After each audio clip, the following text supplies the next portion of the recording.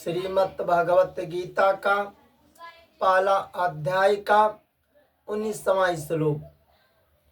जब पांडव सेना के शंख बजे तब कौरव सेना पर क्या असर पड़ा, इसको आगे के श्लोक में बताते हैं।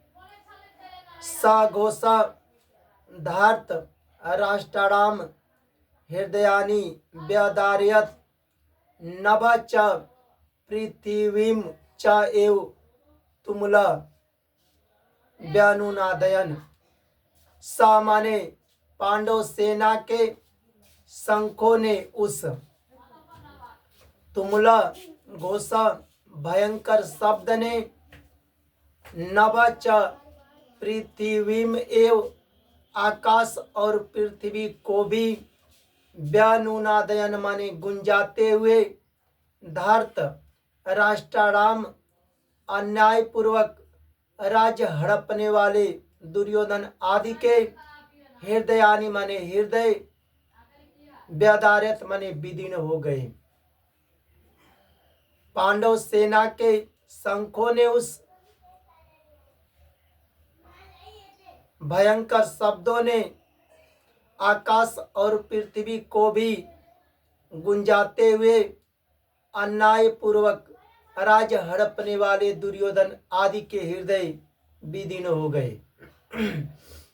जब कौरव के तरफ से भीष्म पितामह शंख को बजा लिए, उसके बाद कौरव सेना में जितने थे सभी अपने शंख आदि बाजों को बजाए।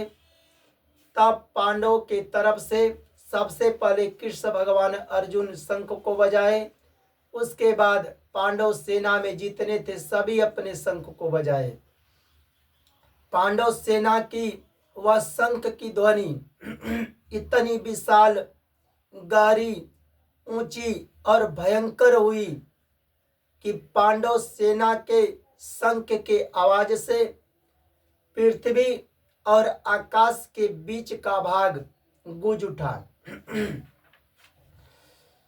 पांडव सेना के शंख का जो आवाज हुआ, अन्याय पूर्वक राज्य हड़पने वाले दुर्योधन आदि के और जितने दुर्योधन के पक्ष में सेना थे, दुर्योधन के पक्ष में जितने राजा लोग थे, सबके हृदय विदीर्ण हो गए। जैसे किसी को अस्त्र से मारने पर जितनी पीड़ा होती है, उतनी पीड़ा पांडव सेना के जब शंख बजे, तब शंख के आवाज से कौरव सेना को चोट लगा। कौरव सेना में जो उत्साह था, बल था, पांडव सेना के शंख के आवाज से कौरव का हृदय कमजोर हो गया, क्योंकि कौरव अधर्म पर थे।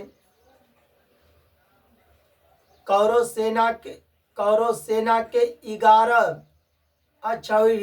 अक्षौहिणी सेना के जब शंख आदि बाजे बजे, तब पांडव सेना पर कुछ भी असर नहीं पड़ा। और वही जब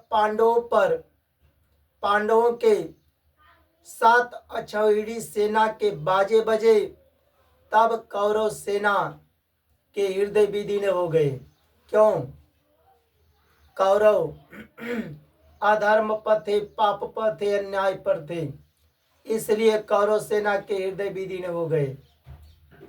कौरवों ने पांडवों का धन लूटे थे, जमीन, किसी का धन लूटना, किसी का जमीन हड़पना, भरी सभा में किसी बहन बेटियों को बेइज्जत करना, यह धर्म ही है, पाप ही है। तो कौरवों ने पांडवों का धन लूटे थे, जमीन हड़पे थे, उनकी पत्नी को भरी सभा में बेइज्जत किए थे, यह धर्म है, पाप है। न्याय का पक्ष होने से पांडवों में उत्साह था, शूरवीरता था। पांडवों ने वनवास के पहले, जब पांडवों को 12 साल का वनवास नहीं हुआ था, उससे पहले पांडवों ने न्याय और धर्म पूर्वक राज्य किए थे।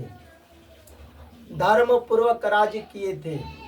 पांडवों ने किसी का धन नहीं लूटे थे, किसी का जमीन नहीं हड़पे थे, किसी बहन बेटी का मजाक नहीं उड़ाए थे, किसी पशु पक्षियों को अपने लोभ फायदा के लिए कष्ट नहीं दिए थे। धर्म के अनुसार राज्य किए थे। और वनवास, जब पांडवों को 12 साल का वनवास हो गया और 1 वर्ष का अज्ञातवास पूरा होने पर भी धर्म और नियम के अनुसार पांडवों ने कौरवों से आधा राज्य मांगे थे। पर कौरवों में दुर्योधन ने क्या कहा कि बिना युद्ध के सुई के नोक के बराबर भूमि नहीं देंगे।